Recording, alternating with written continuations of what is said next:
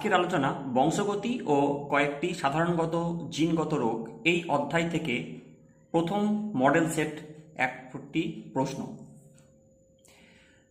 পরীক্ষার প্রশ্ন মান হচ্ছে 25 নম্বর। এখান থেকে ক বিভাগ থেকে যে প্রশ্নগুলি তোমাদের জন্য ইম্পর্টেন্ট সেগুলি হলো মটর গাছের নিম্নলিখিত বৈশিষ্ট্যগুলির মধ্যে প্রচ্ছন্ন বৈশিষ্ট্য হলো কুঞ্চিত বীজ, হলুদ রঙের বীজ, বেগুনি রঙের ফুল। দ্বিতীয় প্রশ্ন, হিমোফিলিয়ার বাহক মাতা ও স্বাভাবিক পিতার কন্যা সন্তানদের হিমোফিলিয়ায় আক্রান্ত হওয়ার সম্ভাবনা 75%, 25%, 50% ও 0%। 3 নম্বর প্রশ্ন, ড্যাশ রোগ প্রতিরোধের উপায় হলো বিবাহের পূর্বে জেনেটিক কাউন্সেলিং। 4 নম্বর প্রশ্ন, ড্যাশ হলো একটি লিঙ্গ সংযোজিত জিন দ্বারা সৃষ্ট রোগ।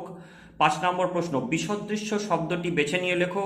প্রোটোনোপিয়া, ডিউটেরানোপিয়া, মায়োপিয়া, হিমোফিলিয়া।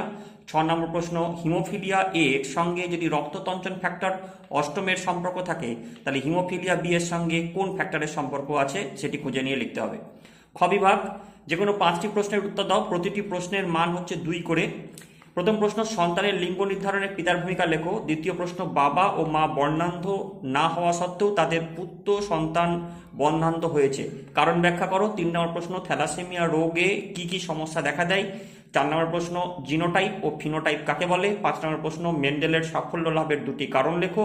6 নম্বর প্রশ্ন, মানুষের জনগোষ্ঠীতে দেখা যায় এমন 2টি করে অটোজোম ও সেক্স ক্রোমোজোম বাহিত রোগের নাম লেখো। গ বিভাগ, এখান থেকে যে কোনো 2টি প্রশ্ন করতে হবে। প্রতিটি প্রশ্নের মান হচ্ছে 5।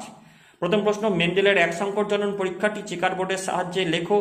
এখান থেকে মেন্ডেল কি কি সিদ্ধান্তে আসেন।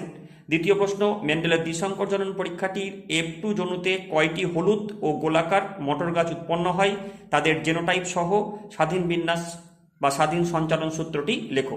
তৃতীয় প্রশ্ন, থ্যালাসেমিয়া রোগের উপসর্গগুলি লেখো। বাবা মা উভয়েই থ্যালাসেমিয়ার বাহক হলে সন্তানদের আক্রান্ত হওয়ার সম্ভাবনা চেকার বোর্ডের সাহায্যে লেখো। আজকের পার্ট 1 এর আলোচনা এখানে শেষ হচ্ছে। খুব শীঘ্রই আমরা পার্ট 2 আলোচনা করব। সকলে এই প্রশ্নগুলি বাড়িতে অনুশীলন করো। টাটা।